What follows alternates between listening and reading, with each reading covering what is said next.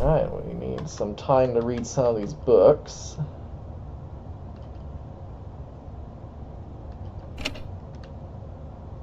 We need to read as many books as we can.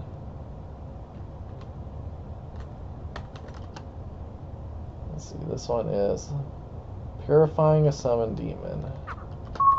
We'll start from here.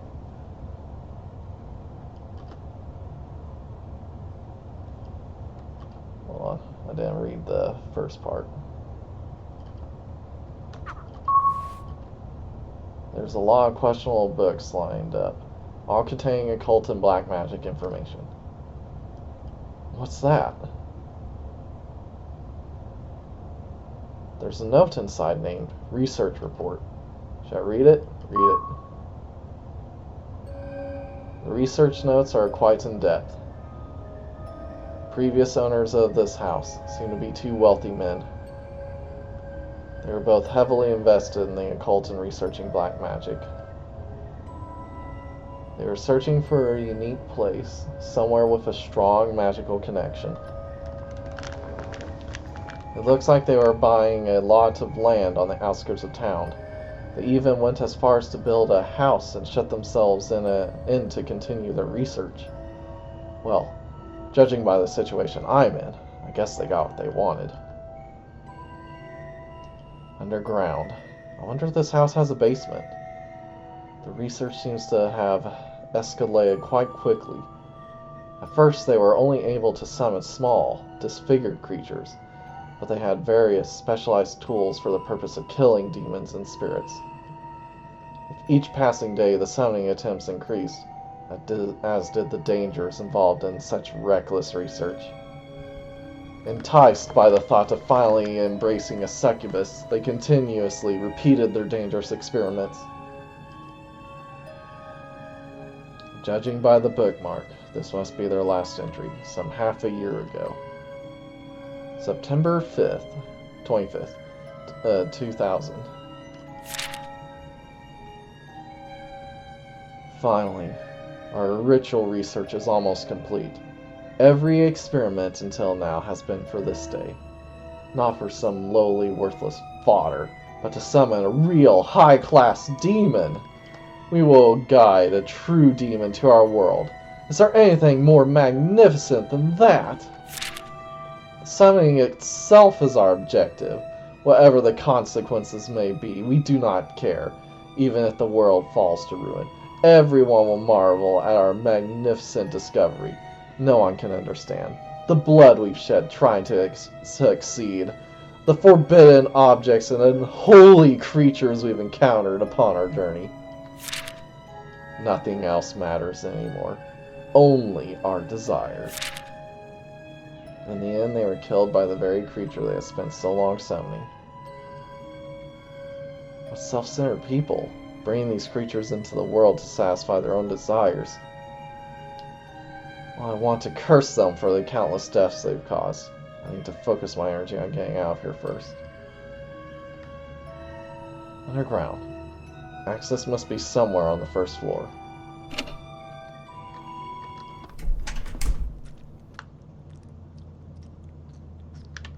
Maya's still at it.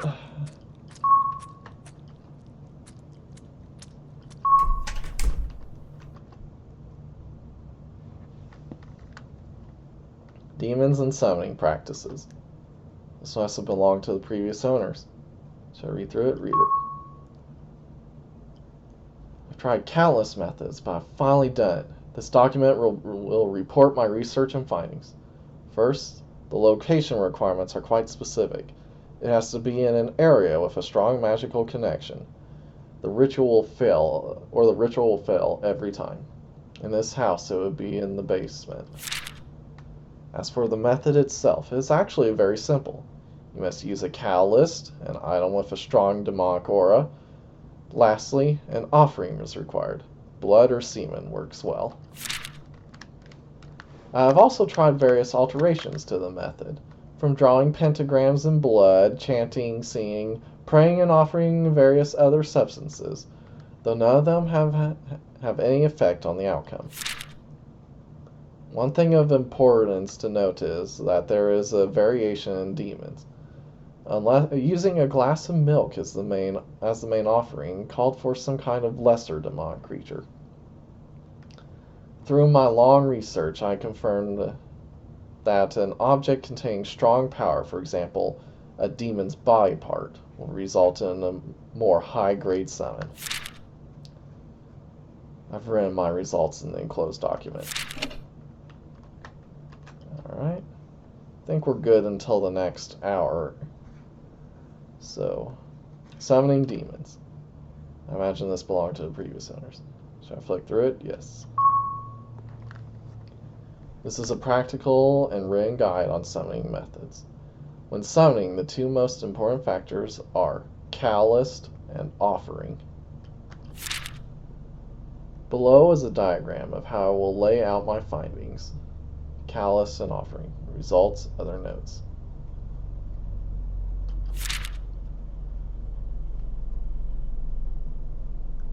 Entry 1. The least dangerous demon to summon. Magic-infused cloth and milk. Result. Summons a lesser demon, category gremlins. Their intelligence is almost non-existent, and physical strength is that of a small dog. Dangerous if caught unprepared, but with notice they can be easily dispatched and purified. Entry 2.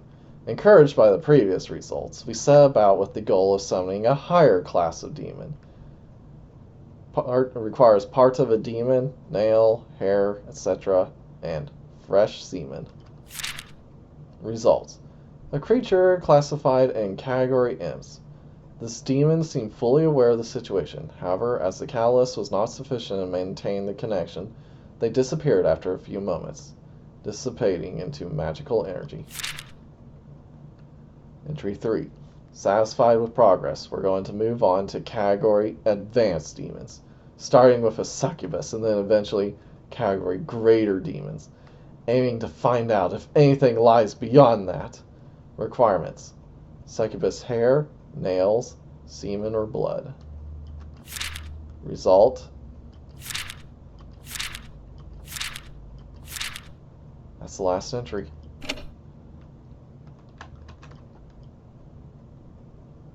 Purifying a summoned demon. This one's belonged to the previous owners. It'll take 5 minutes to read it. This report will explain how to purify a summoned demon, using personal tested examples as proof. 1. Physically kill them. Like things from our world, causing enough physical trauma to the body of a lesser demon will kill it.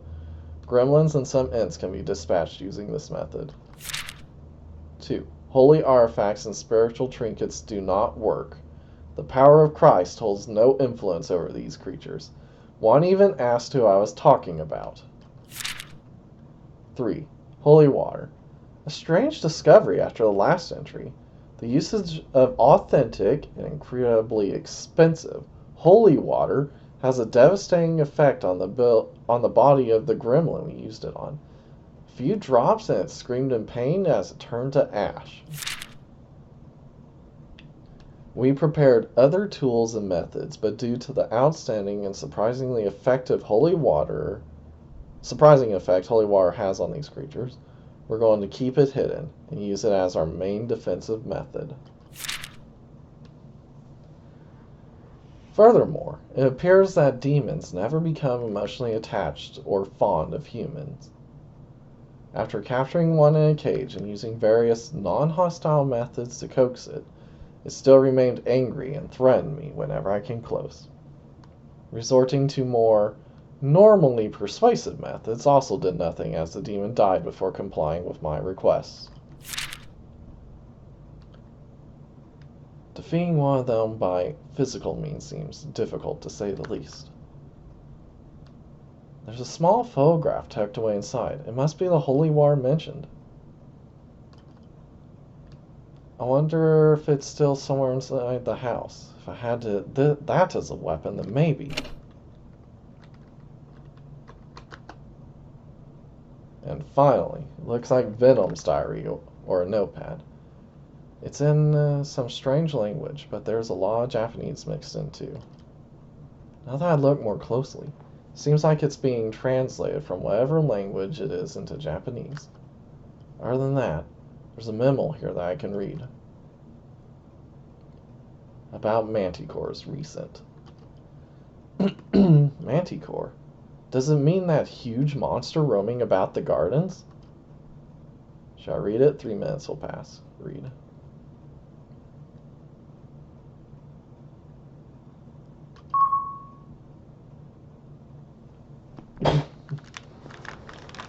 Lately, Miska's been training that Manticore. She's summoned to act as a watchdog. Normally, Manticores are given orders and then left alone as they faithfully carry them out until either the orders are changed or death. But this one has taken to a liking to human flesh. When I asked her why, she simply said, "Doesn't it seem more interesting now?" The original orders were rather simple. Kill any human that leaves this place, other than by using the front door. But after becoming accustomed to the taste of humans, its behavioral pattern has changed. It no longer waits to fulfill its duty, instead prowling around searching for their scent. And I've seen it snatch humans who had barely looked outside the window. There are other telling signs too, salivating heavily when watching humans inside the house. It also avoids fatal or dismembering blows when carrying out orders, opting instead to capture before consuming. This behavior is a cause for concern. If the creature shows further signs of prioritizing its predatory nature over orders, it may begin to ignore commands and venture out further to capture more.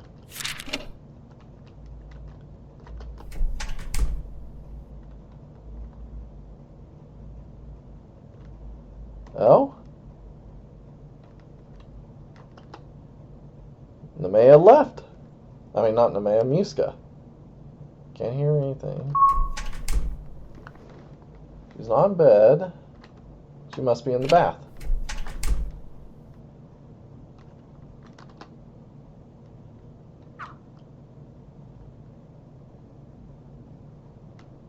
Can't hear anything.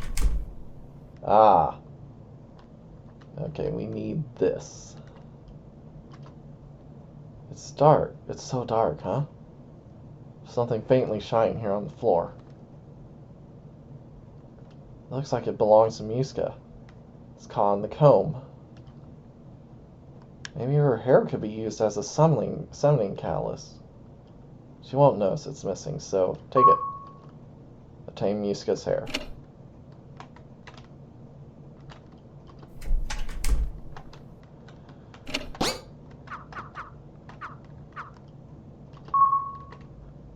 So now Nemea should be in the bath.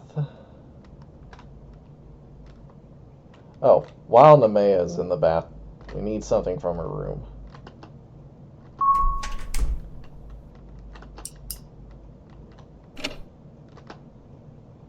It'll take some time to look through here without making a mess. Search. There's a lot of stuff in here, though I'm not sure if any of it will be useful. Wait, could this be what was mentioned in those notes? Holy water. This should work against the succubus. But why would this be in her room? Logic doesn't apply to this place. I should just take it and keep it just in case. Obtained holy water.